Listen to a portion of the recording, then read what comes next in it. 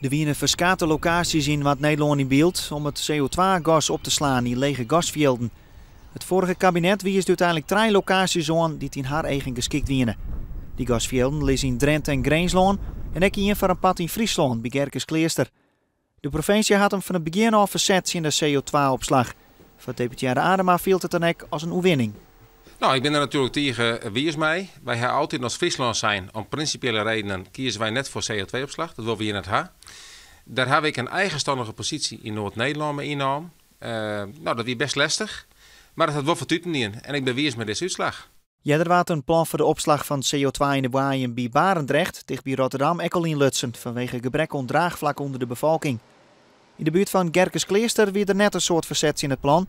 In elk geval net aan de Frieske kant van het gasveld.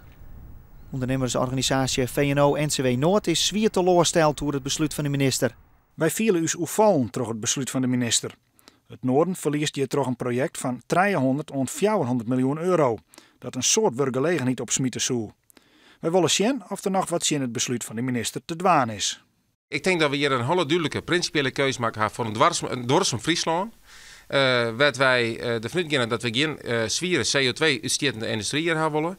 Wij willen naar een skinne energieopwekking zonder CO2 uitstoot. Dat is de principiële keuze die Friesland maakt. En als er een mogelijk geen yield komen kan, dat maakt het dan niks meer uit. Het is een principiële keuze.